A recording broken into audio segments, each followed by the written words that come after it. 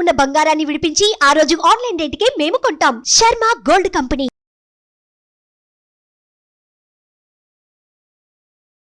నమస్తే, welcome to Suman TV. నేను మీ యామ్ని. ప్రస్తుతం మనతో ఉన్నారు ప్రముఖ ఆధ్యాత్మికవేత్త, ప్రముఖ జ్యోతిష వాస్తు పండితులు సుభాష్ శర్మ గారు ఉన్నారు. గురుగారితో మాట్లాడి మనకున్న సందేహాలను అడిగి తెలుసుకుందాం. నమస్కారం గురుగారు. శ్రీమాత్రే నమః. గురుగారు, మనకి ఈ జూలై నెలలో అంటే తొలి ఏకాదశి రాబోతుంది. అసలు విశిష్టత గురించి తెలియచేయండి. ముందుగా ప్రేక్షకులందరికీ శ్రీమాత్రే నమః, శ్రీ గురుభ్యో నమః. జ్ఞానినాంనపి చేతాంసి దేవి భగవతీ హిత బలాయ కృష్ణమోహాయ మహామాయ ప్రయశ్చతి. మనకు సంవత్సరానికి 24 ఏకాదశులు ఉంటాయి. కృష్ణపక్షంలో ఏకాదశి, శుక్లపక్షంలో ఏకాదశి, ఇలా సంవత్సరానికి 24 ఏకాదశులు ఉంటాయి. అందులో ప్రత్యేకమైనటువంటి ఏకాదశి, మొట్టమొదటి ఏకాదశి, ఈ మాసంలో వచ్చేటటువంటి ఏకాదశి తొలి ఏకాదశి అని దీనికి పేరు. దీనికి తొలి ఏకాదశి, అలాగే శయన ఏకాదశి, సర్వేశం ఏకాదశి, అలాగే ఈ ఏకాదశి పరమ పవిత్రంగా విష్ణుమూర్తికి అంకితం చేసేటటువంటి ఏకాదశి ఈ యొక్క ఏకాదశి. దీనికి శయన ఏకాదశి అనేటటువంటి పేరు ఎందుకు వచ్చింది అంటే గనక, విష్ణుమూర్తి పాలకడలిలో ఆదిశేషునిపై విశ్రాంతి తీసుకొని నిద్రలోకి వెళ్ళేటటువంటి సమయమే ఈ యొక్క శయన ఏకాదశి అని పేరు. అయితే ఈ శయన ఏకాదశి సమయము, దీనికి చాతుర్మాస దీక్షలు కూడా చాలామంది తీసుకుంటూ ఉంటారు. ఇదంతా కూడా చాతుర్మాస దీక్షలకు ఇది ఆరంభమైనటువంటి రోజుగా భావన చేసుకుంటాం. ఈ యొక్క విష్ణుమూర్తి 4 నెలల పాటు నిద్రావస్థలో ఉండేటటువంటి సమయము ఈ యొక్క చాతుర్మాసాలు. అంటే ఎందుకండి 4 నెలలు అంటే? అయితే ఈ 4 నెలలు అనేటటువంటి కాలం ఎందుకు అని అంటే గనక, ఈ యొక్క యావత్ ప్రపంచమంతా కూడా, యావత్ భారతదేశం అంతా కూడా పోషణాకారకుడు ఈ భూమండలంలో ఎవరు ఉన్నారు అని అంటే గనక విష్ణుమూర్తి అని చెప్తాము. అంటే సృష్టి స్థితి లయకారకులలో సృష్టికారకుడు బ్రహ్మ, స్థితికారకుడు విష్ణుమూర్తి, లయకారకుడు శివుడు. అయితే స్థితికారకుడైనటువంటి విష్ణుమూర్తి 4 నెలలు యోగ నిద్రలో ఉండి, అందులో మళ్ళీ నిద్రపోతున్నాడు అంటే దాని యోగ నిద్ర. దేవతలందరూ చేసేది యోగ నిద్ర అని అర్థం. నిద్రపోతున్నా అంటే దేవుడు నిద్రపోతే సృష్టి ఎలా ఇది ఉంటుంది అనేటటువంటి వితండవాదం కాకుండా యోగ నిద్ర అనేటటువంటిది ఉంటుంది. అంటే ఇక్కడ మనం ఎప్పుడైనా చూడండి, మనం అనేక విధములైనటువంటి టెంపుల్స్కి వెళ్తూ ఉంటాం. ఏ దేవుణ్ణైనా తీసుకోండి, మనం ప్రదక్షిణలు చేస్తూ ఉంటాం, ఎన్నో మొక్కులు మొక్కుకుంటూ ఉంటాం, ఎన్నో కోరికలు కోరుకుంటూ ఉంటాము. అలాంటప్పుడు ఆ సమయంలో భగవంతుని యొక్క శక్తి అనేటటువంటిది క్షీణిస్తూ ఉంటుంది. మానవులకే కాదు శక్తి, భగవంతునికి కూడా శక్తి అనేటటువంటిది కావాలి.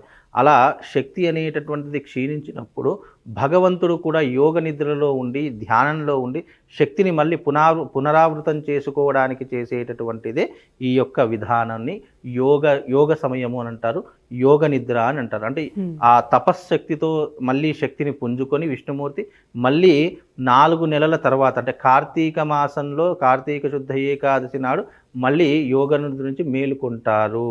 కనుక ఆ సమయంలో చాలామంది విష్ణుమూర్తిని దర్శనం చేసుకుంటూ ఉంటారు.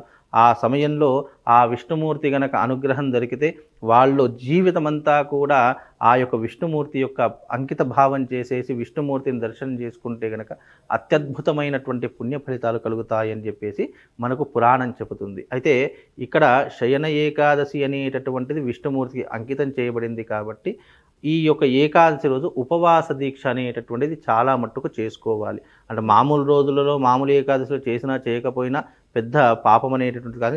ఈ ఏకాదశి, శయన ఏకాదశి రోజున కనుక ఎవరైనా భోజనాది క్రతువులు చేసినా కానీ, అన్నం లాంటి పదార్థాలు తిన్నా కానీ వాళ్ళకు అనేక పాపములు చుట్టుకుంటాయి అని చెప్పేసి మనకు పురాణం చెప్తుంది. ఎందుకంటే దీనికి ఒక కథ కూడా ప్రాచుర్యంలో ఉంది.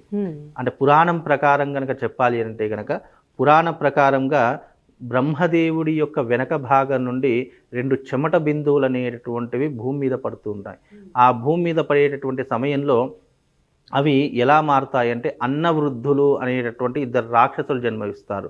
అన్నవృద్ధులు అని వారికి పేరు. ఈ యొక్క అన్నవృద్ధులు బ్రహ్మదేవుడి దగ్గరికి వెళ్ళి, మేము నివసించడానికి మాకేదైనా నివాసం కల్పించండి అని చెప్పేసి బ్రహ్మదేవుడికి వరం కోరుకుంటే, అప్పుడు ఆ బ్రహ్మదేవుడు అంటాడట, ఎవరైతే ఏకాదశి రోజున భోజనాది క్రతువులు భుజిస్తారో ఆ యొక్క అన్నంలో మీరు కొలువై ఉండండి అని చెప్పేసి బ్రహ్మదేవుడు వాళ్లకు వరాన్ని ఇస్తాడట. అందుకే ఏకాదశి రోజు చేసినటువంటి భోజనం ఏదైతే ఉంటుందో అది మన కడుపులోకి వెళ్ళిన తర్వాత అవి క్రిములుగా మారిపోయి మన శరీరాన్ని ఎన్నో రకాలుగా ఇబ్బందులు పెట్టేటటువంటి అవకాశం ఉంటుంది. అంటే రోగాలను ఉద్భవించేలా చేసేటటువంటివి ఏకాదశి రోజున తినేటటువంటి అన్నము. అంటే ఇది పురాణ వచనము అని అర్థం, అంటే పురాణంలో జరిగినటువంటి ఒక గాథ. అందుకే ఏకాదశి వచ్చిందంటే అన్నం తినకూడదు అని చెప్తారు. వాళ్ళకి ఎందుకు అని చెప్తే ఇవన్నీ పురాణాలు చెప్తే పుక్కిడి పురాణం ఇవన్నీ ఇప్పటికీ ఎవరు ఆచరిస్తారు, ఈ టెక్నాలజీ పెరిగింది కానీ అని చెప్పి కొట్టి పారేస్తారు. కానీ ఇది పురాణ ప్రకారం జరిగినటువంటి ఒక సంఘటన. అంటే రాక్షసులు ఏకాదశి రోజున తినేటటువంటి అన్నంలో ఉంటారు కాబట్టి మనం ఏకాదశి రోజున మనం భోజనం చేయకూడదు అని చెప్పేసి ఒక శాస్త్రవచనం పురాణం ప్రకారం. అందుకే ఏకాదశి రోజు విష్ణుమూర్తికి అంకితం చేయాలి. ఆ రోజున చక్కగా ఏకాదశి కథ కూడా ఉంటుంది, ఆ ఏకాదశి కూడా కథను వినాలి. అంతే శ్రీకృష్ణుడు యుధిష్ఠుడికి చెప్పినటువంటి వ్రత కథలో ఏకాదశి వ్రత కథ కూడా ఒకటి వస్తుంది. ఆ రోజున చక్కగా ఉపవాస దీక్ష వహించి మరునాడు తొలుత ద్వాదశి వచ్చింది అన్నప్పుడు విష్ణుమూర్తిని ఆరాధన చేసి ఉపవాస దీక్షను తీర్థప్రసాదాలు తీసుకున్న తర్వాత ఉపవాస దీక్షను వదిలివేయడం ద్వారా దీని యొక్క పుణ్య ఫలితం అనేటువంటిది వస్తుంది. అంటే ఎందుకు స్థితికారకుడైనటువంటి విష్ణుమూర్తి సర్వ సృష్టిని రక్షించేటటువంటి వాడు పోషణాకారకుడు. సృష్టిలో గాలి, నీరు, నిప్పు, భూమి, ఆకాశము, వ్యవసాయం, పండే పంటలు ఇవన్నీ కూడా ఎవరి ద్వారా వస్తున్నాయి అంటే గనక విష్ణుమూర్తి యొక్క ఆధీనం ద్వారా వస్తున్నాయి. అలానే ఇప్పుడు మనకి పండుగలు మొత్తం ఏకాదశి తర్వాత ఈ ఏకాదశితోనే అన్ని పండుగలు ప్రారంభమవుతాయి.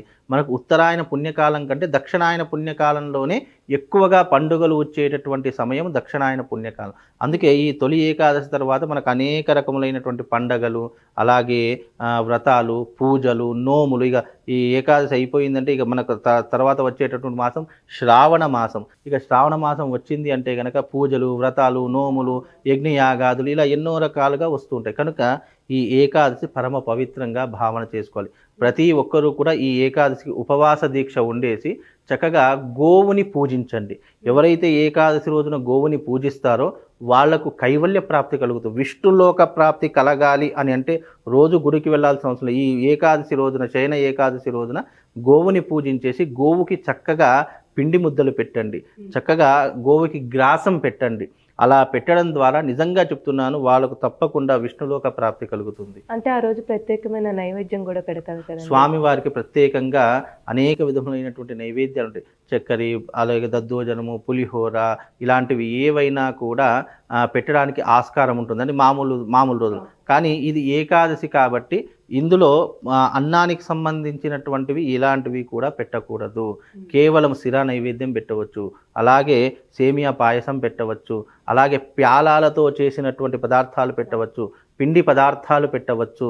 స్వామివారికి చక్కగా బెల్లపు పానకము, అలాగే చక్కగా ఈ యొక్క స్వామివారికి ఇష్టమైనటువంటి తీపి పదార్థాలు ఇవన్నీ కూడా పెట్టడం ద్వారా కూడా స్వామివారు చాలా సంతోషిస్తారు.